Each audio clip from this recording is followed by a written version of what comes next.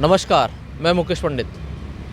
अग्निवीर से पहले जो सेना की भर्ती आई थी, जो इस समय पेंडिंग है, उसको लेकर जो छात्र धरना प्रदर्शन कर रहे थे, उन्होंने आज उपराष्ट्रपति के हाउस तथा निवास पर आज जो एक धरना प्रदर्शन किया था, उनको उठाकर ये नहीं पता कि पुलिस कहाँ ले गई है। और उसमें जो उनका सहयोग कर रहे थे कर्नल रोहित चौधरी जी, उनको तुगलकाबाद थाने में बंदी बना लिया है। आइए जानते हैं उनके जो साथी हैं, जो उनका जो सहयोग कर रहे हैं, जो उनके साथ गाड़ी लगाए हुए थे, उनसे जानते हैं क्या कैसे कहाँ ले जाया गया है और जो लापता हैं क्या उनकी लोकेशन कोई मिली है या नहीं मिली है, पुलिस कहाँ ले गई है, कुछ इन्हें जानकारी है या नहीं, आइए जानते हैं। नमस्कार सर। जय हिंद। मैं सुरेंद्र पहलवान, मैं दिल्ली वेटरन्स का अध्यक्ष हूँ और इंडियन नेवी से रिटायर हूँ। जैसे कि भाई ने बताया, आज जो हमारे हिंदुस्तान के युवा थे जिन्होंने कोरोना काल में आर्मी, नेवी, एयरफोर्स से एग्ज़ाम देकर पास करके, मेडिकल पास करके, इंटरव्यू पास करके बैठे हुए थे और सरकार ने उनको ट्रेनिंग के लिए नहीं भेजा, उन्होंने आज उपराष्ट्रपति महोदय के घर पर एक छोटा सा प्रदर्शन किया था।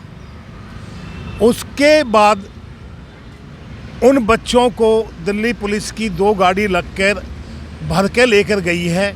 कहाँ लेकर गई है, अभी तक 3 घंटे लगभग हो गए हैं, 2-2.5 घंटे, अभी तक लोकेट नहीं कर पाए हैं उनको किस क्षेत्र में लेके गए हैं। उन्हीं के साथी कर्नल रोहित चौधरी जी जो उनका सहयोग कर रहे थे, उनको तुगलकाबाद थाने में लाकर डिटेन करके बैठा लिया है। आगे क्या कार्रवाई करेंगे, कर्नल साहब डिटेन हैं, उन बच्चों को कहाँ लेके गए हैं अभी तक कुछ मालूम नहीं है।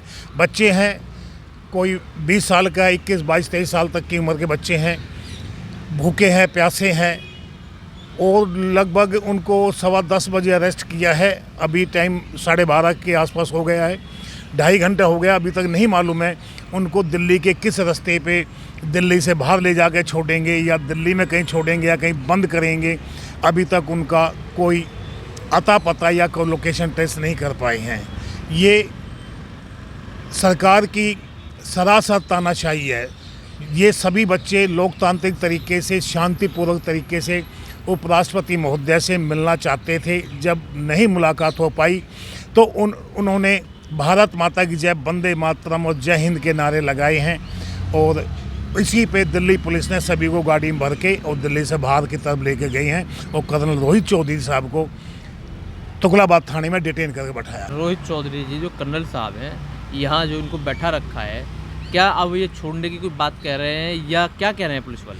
नहीं, अभी तक ऐसा कोई वो नहीं है छोड़ने की बात, क्योंकि कर्नल साहब को भी यहाँ लगभग 10:15 और 10:30 बजे ला के बैठा लिया था। अभी तक पुलिस के अधिकारी बातचीत भी कर रहे हैं, हम तो खैर नहीं मिल पाए हैं, लेकिन अभी तक कोई ऐसा सूचना नहीं है उनको छोड़ेंगे या FIR वगैरह कुछ करेंगे, ऐसी कोई सूचना नहीं है। जैसे कि जो युवा जो साथी थे, जो वहाँ धरना प्रदर्शन जो कर रहे थे युवा, क्या कर्नल साहब उनसे मिलने गए या कैसे, क्या बात हुई थी? कर्नल साहब उनसे मिलने के लिए गए थे, वे युवा साथी थे वहाँ जो खड़े हुए थे, तो उनसे मिलने के लिए गए हैं क्योंकि आर्मी से रिलेटेड मैटर है। कर्नल साहब आर्मी के हैं तो नेचुरल सी बात है, हम लोग भी यानी कि डिफेंस के थे तो हम भी वहाँ यानी खड़े हो गए थे। ठीक है, तो अभी तक कोई कह नहीं सकते हैं। तो जैसे कि कर्नल साहब को यहाँ ले गए और उनको अलग बस से बाहर ले जाने की जो बताया आपने कि बाहर ले जाया जा रहा है दिल्ली से, क्या ऐसा आपको कैसे लगा, क्यों लगा ये चीज़ें? ये एक्चुअली सही मायने में तो बच्चों को भी, कर्नल साहब को भी एक ही जगह रखना चाहिए था, लेकिन मालूम है सरकार क्यों डरी हुई है। युवा है, जब जब युवा बाहर निकलता है, आवाज़ उठाता है, सरकार डरती है। सरकार में इतनी तलबली है इन बच्चों को लेके, मालूम क्यों कि उनको अलग रास्ते कर दिया, कर्नल साहब को यहाँ ला बैठा दिया। कर्नल साहब ने इसको लेकर एक प्रेस कॉन्फ्रेंस भी की थी काफ़ी समय पहले। ओके, तो उसके बाद से क्या सरकार ने कोई जवाब नहीं दिया? नहीं, उसका ना कोई जवाब दिया, ना कोई संज्ञान में लिया है और कोई भी किसी प्रकार का अभी तक कोई संज्ञान नहीं है। तो क्या लग रहा है कि सरकार उनको नियुक्त करेगी या ऐसे ही छोड़ देगी? ये तो कहना बड़ा मुश्किल है। सरकार क्या चाहती है, लेकिन हम जो फ़ौज से रिटायर्ड है, हमारी सरकार से गुहार है, जो ये बच्चे हैं देश का भविष्य है, देश के युवा हैं, इनकी ज़िंदगी के साथ खिलवाड़ ना किया जाए। इन्होंने सवेरे 4-4 बजे उठकर अपनी एक्सरसाइज की है, प्रैक्टिस की है फ़ौज में भर्ती होने के लिए। इनका मनोबल ना तोड़े देश के युवाओं का। इनको 1-2 साल तक का एज रिलैक्सेशन देकर, जिनकी एज निकल भी गई है, तो उनको फ़ौज की ट्रेनिंग में भेजा जाए। तो आपका कहना ये है कि इनको एज में छूट देके, आयु में छूट देके इनको ज्वाइनिंग कराई जाए। सरकार ने कोरोना काल को जो 2 साल था उसको 0 काउंट किया है। जब कोरोना काल के सभी उसमें 0 काउंट किया है, तो इन जो बच्चे हैं, युवा हैं, देश के युवा हैं भाई, इनका भी जो एज फैक्टर है उसको 2 साल का 0 मान के और इनको भर्ती कर दिया जाए, हो जाएगा।